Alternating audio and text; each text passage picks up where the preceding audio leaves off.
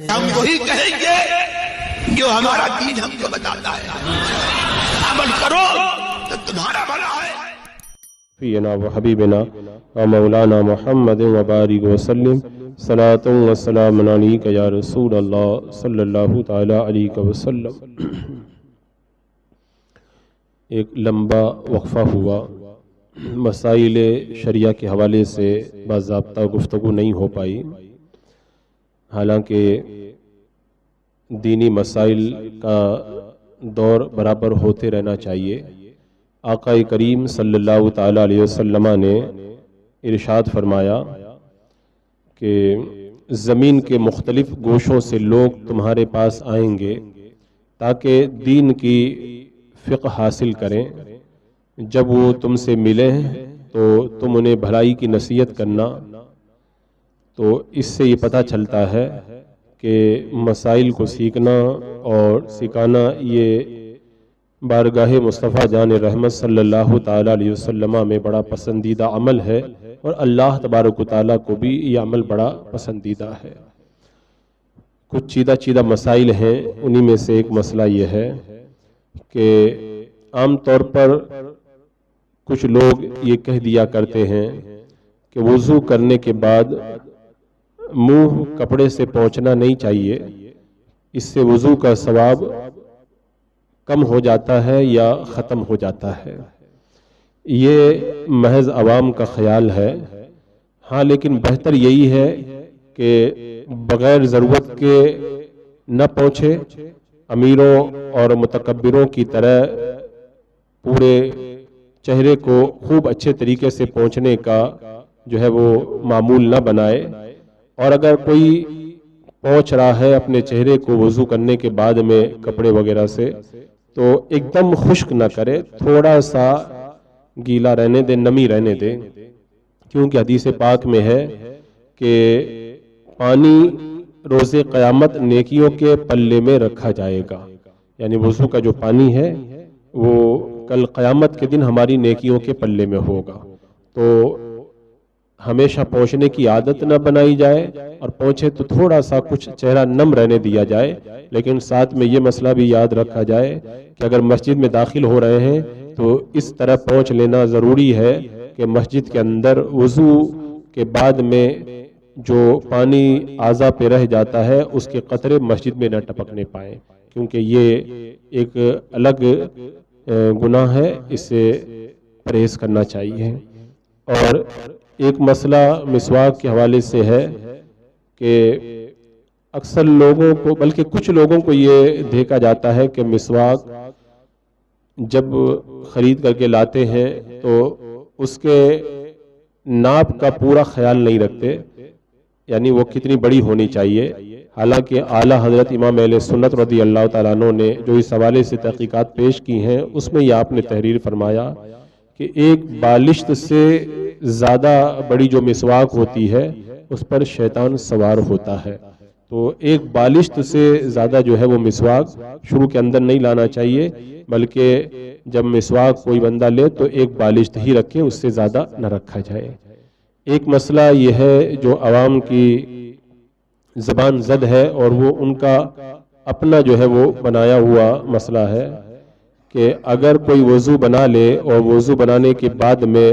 اس کی شرمگاہ کھل جائے یا شرمگاہ پہ نظر پڑ جائے تو اس سے وضو ٹوٹ جاتا ہے، حالانکہ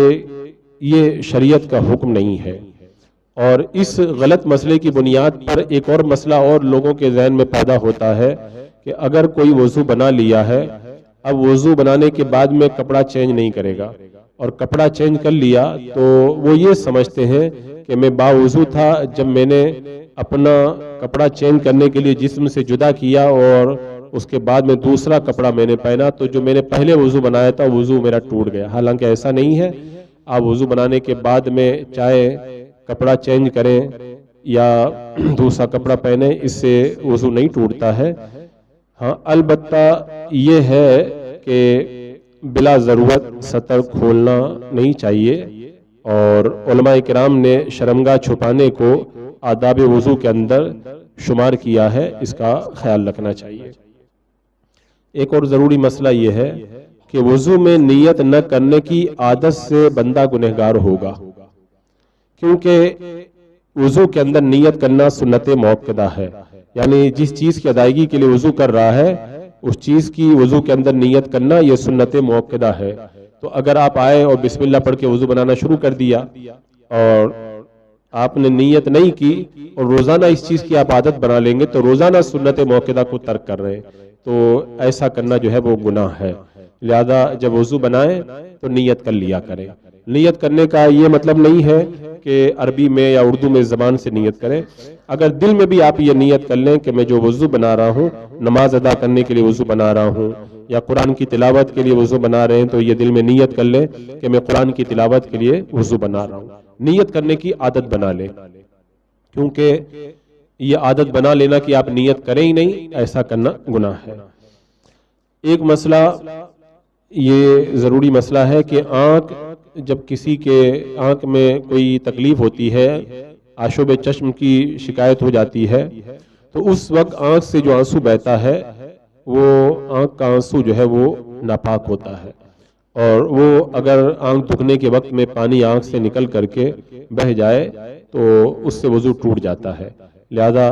اس سے احتیاط کرنا بہت ضروری ہے، اگر وہ کپڑے وغیرہ پہ لگے گا تو کپڑے وغیرہ کو ناپاک بنا دے گا۔ مسلمان میت کو دفن کرنا یہ ایک عبادت ہے، کسی مسلمان میت کو دفن کرنا یہ ایک عبادت ہے، تو دفن کرنے والوں کو باوضو ہونا چاہیے۔ اگر کوئی دفن کرنے گیا مسلمان میت کو اور وضو نہیں ہے اور وہاں پہ پانی آس پاس میں نہیں ہے تو تیمم کر لینا چاہیے۔ یہ مسئلہ چونکہ بہت سے لوگوں کو معلوم نہیں رہتا ہے کہ دفن کرنے کے لیے بھی جو ہے وضو کرنا یہ اچھی بات ہے، تو اس کا خیال رکھیں کہ اگر کوئی ایسا موقع پڑ جائے تو مسلمان میت کو دفن کرتے وقت میں چونکہ یہ عبادت ہے اس لیے وضو بنا لینا چاہیے۔ کچھ لوگ وضو بنانے کے بعد میں جس رومال سے اپنے ہاتھ اور منہ کو پوچھتے ہیں اسی رومال کو بچھا کر کے اس پر نماز پڑھ لیتے ہیں، یا اسی کے اوپر سجدہ وغیرہ کرتے ہیں، بچھا لیتے ہیں آگے،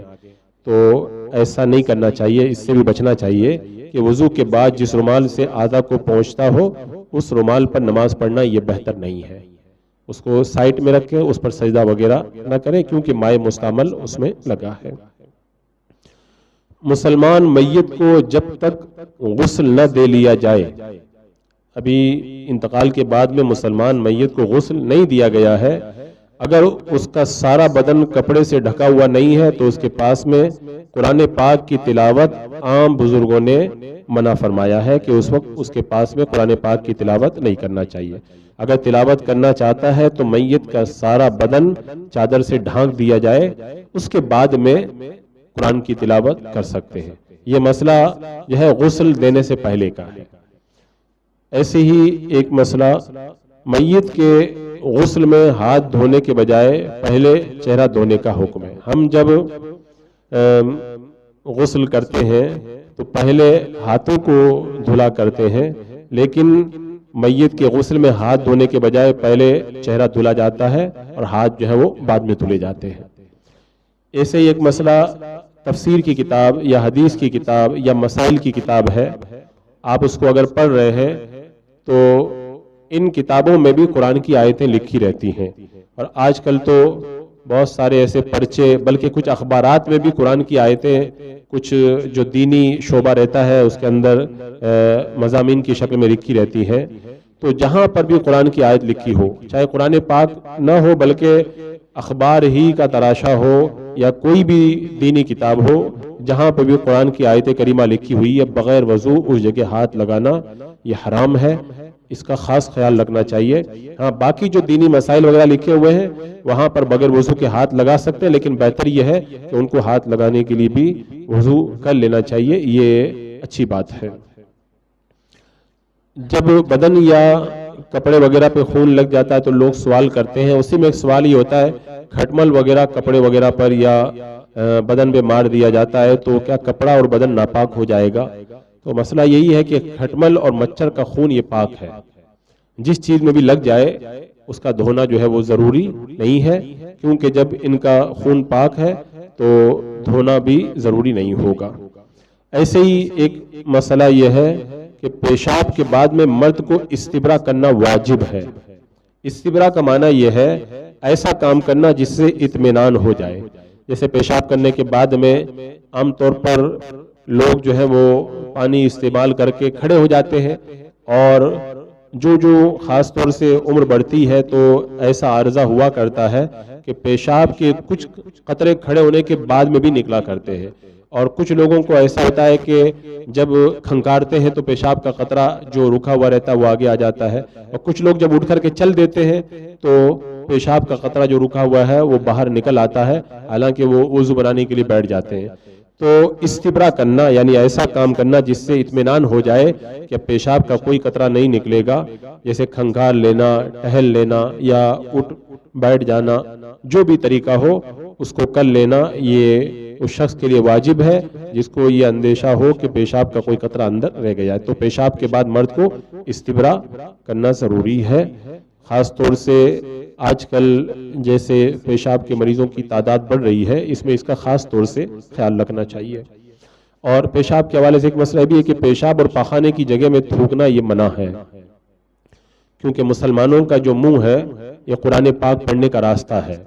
اور قرآن وہ اپنے منہ سے جو ہے وہ اللہ کا ذکر کرتا ہے، درود پاک پڑھتا ہے، تو پھر اس منہ سے نکلا ہوا تھوک جو ہے وہ ایسی جگہوں میں نہیں ڈالنا چاہیے۔ ہاں اگر دیوار وغیرہ جہاں پہ نجاست نہیں ہے، ایسی دیوار وغیرہ پہ اگر تھوک دیا گیا تب پھر کوئی حرج نہیں ہے، لیکن استنجا خانے میں یا پیشاب یا نجاست کے اوپر تھوکنا نہیں چاہیے۔ یہ مسلمان کے تھوک کے احترام کا حکم ہے۔ ایک اور ضروری مسئلہ جو اذان کے وقت میں باتوں میں مشغول رہتا ہے، معاذ اللہ اس کا خاتمہ برا ہونے کا خوف ہے۔ یہ بہت بڑا وبال ہے کہ اگر اذان کے وقت میں بندہ بات کرتا ہے تو علماء فرماتے ہیں یہ اندیشہ ہے کہ موت کے وقت میں اس کا خاتمہ کہیں برا نہ ہو، لہذا اس بات کا خیال رکھیں کہ اذان کے وقت میں بالکل خاموشی اختیار کرنا چاہیے۔ دن بدن جو ہے وہ اذان کا احترام ختم ہوتا جا رہا ہے، اس سے ماحول میں اس مسئلے کو خاص طور سے یاد رکھیں۔ نماز کے بعد میں دیکھا یہ جاتا ہے کہ لوگ مصلی کو آگے سے موڑ دیتے ہیں، تو کیا اس کی بھی کوئی اصل ہے؟ یہ بھی ایک سوال پیش کیا جاتا ہے۔ تو نماز کے بعد میں مصلی لپیٹ دینا یہ اچھی بات ہے، کیونکہ حدیث پاک میں آتا ہے کہ جہاں کوئی بچھونا ہو جس پر سونا نہ ہو اس پر شیطان سوتا ہے۔ تو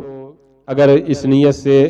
کہ اب اس کی ضرورت نہیں ہے تو کوئی مصلی لپیٹ دے تو یہ بہتر ہے، لیکن لپیٹنا یہ ضروری نہیں ہے، اگر کوئی ایسے بھی چھوڑ دے تب بھی کوئی حرج نہیں ہے، لیکن لپیٹ دینا یہ بہتر ہے۔ ایک مسئلہ قضا نماز کا لوگوں پر ظاہر کرنا گناہ ہے، اس لیے کہ نماز کا ترک گناہ ہے، اور لوگوں کو جب پتہ چلے گا کہ یہ قضا نماز پڑھ رہا ہے تو یہ گناہ کو ظاہر کرے گا، تو یہ ظاہر کرنا یہ بھی گناہ ہے۔ لہذا جن وقتوں میں نفل نماز پڑھنا مکروہ ہے ان وقتوں میں قضا نماز لوگوں کے سامنے نہیں پڑھنا چاہیے، کیونکہ جب جیسے مثال کے طور پر عصر کی نماز کے بعد نفل نماز پڑھنا یہ مکروہ ہے، اب اگر کوئی عصر کی نماز لوگوں کے سامنے عصر کی نماز کے بعد میں اگر قضا نماز پڑھ رہا ہے تو لوگ سمجھ جائیں گے کہ نفل تو پڑھتا نہیں، نفل تو ابھی پڑھنا منع ہے، یہ قضا نماز ہی پڑھ رہا ہے، تو لوگوں پر اپنی قضا نماز کا ظاہر کرنا یہ گناہ ہے۔ تو ایسے اوقات میں لوگوں کے سامنے جو ہے وہ قضا نماز نہ پڑھی جائے تاکہ لوگوں پر جو ہے اس کا گناہ ظاہر نہ ہونے پائے۔ اور اسی طرح اگر نماز قضا ہو جائے تو لوگوں کو بتانا بھی نہیں چاہیے، بلکہ بغیر بتائے اپنی نماز ادا کر لینا چاہیے، اس لیے کہ قضا نماز کا اظہار کرنا یہ بھی گناہ ہے۔ ایک مسئلہ اور، جب لوگوں کے انتقال کا وقت آتا ہے تو کچھ لوگ مرتے وقت میں اپنے وارث کے لیے مال کی وصیت کر دیتے ہیں کہ میرے بیٹے کو یہ دے دینا یا میری بیٹی کو یہ دے دینا، حالانکہ مسئلہ یہ ہے کہ کسی وارث کے لیے مال کی وصیت کرنا جائز نہیں ہے، یعنی اس شرط پر کہ اس کے علاوہ جب اور بھی کوئی وارث ہو، یعنی اور بھی وارث موجود ہیں تو پھر اپنے وارث کے لیے جو ہے مال کی وصیت کرنا یہ جائز نہیں ہے، کیونکہ جب اس کا انتقال ہو جائے گا تو شریعت نے پہلے ہی سے اس کے لیے حصہ مقرر کیا ہے، وہ حصہ تو اس کو ملے گا ہی، لہذا وارث کے لیے وصیت نہ کی جائے۔ لیکن اگر کسی نے وارث کے لیے وصیت کر دی ہے اور تمام ورثہ اپنی مرضی سے اگر اس کو مال دینا چاہتے ہیں تو وہ دینا جائز ہے، لیکن وارث کے لیے وصیت نہیں کرنا چاہیے۔ اگر کوئی شخص فرض کی ادائیگی کے بغیر نیک کام کرتا ہے، یعنی فرض نماز نہیں پڑھتا، فرض روزہ نہیں رکھتا، فرض زکوٰۃ نہیں ادا کرتا، نفل نماز پڑھ رہا ہے، نفل روزہ رکھ رہا ہے، ایسے نفلی صدقہ کر رہا ہے، تو وہ اس نیک کام کے کرنے پر ثواب کی امید نہ رکھے. یعنی جب فرض باقی ہے تو پھر نفل کا کیا مطلب اس کے لیے. کسی نیک کام کا صحیح ہونا اور بات ہے، اس پر ثواب کا ملنا اور بات ہے. یہ ہے کہ اللہ تعالیٰ اس کو نیک کام پر ثواب دے گا، لیکن نیک کام پر ثواب جو ہے وہ اللہ تبارک و تعالیٰ اسی وقت عطا فرماتا ہے کہ بندہ پہلے فرائض کو ادا کر دے، ورنہ باقی وہ کریم اپنے کرم سے عطا فرما دے تو یہ اس کا کرم ہے. تو یہی علماء کرام نے فرمایا کہ فرض کی ادائیگی کے بغیر اگر کوئی نیک کام کرتا ہے تو اس نیک کام پر ثواب ملنے کی امید نہ رکھے. کسی نیک کام کا صحیح ہونا اور بات ہے اور اس پر ثواب کا ملنا اور بات ہے. آپ نے جو نفلی نیک کام کیا صحیح تو ہو گیا، لیکن اس پر ثواب ملنے کے لیے آپ کے لیے بہتر یہی ہے کہ آپ پہلے اپنے فرائض کو ادا کریں. یہ خاص طور سے ان لوگوں کے لیے ہے جو نفلی کام تو خوب کرتے ہیں اور فرائض کی ادا کرنے کی طرف بالکل توجہ نہیں دیتے ہیں. یہ تو ایسے ہی ہو گیا، کسی سے آپ نے قرضہ لے کر کے رکھا ہے، اس کا قرضہ تو ادا نہ کرو اور اس کو نذرانہ پیش کرتے رہو. تو پہلے تو قرضہ ادا کرنے کا حکم ہے. یہ مثال میں نے نہیں دیا، بلا تشبیہ و بلا تمثیل. یہ اس کو آپ اس طرح سے سمجھ سکتے ہیں کہ جب تک فرض باقی ہے تب تک آپ فرض ادا کریں، اس کے بعد میں نفل عبادت کی طرف مائل ہوں.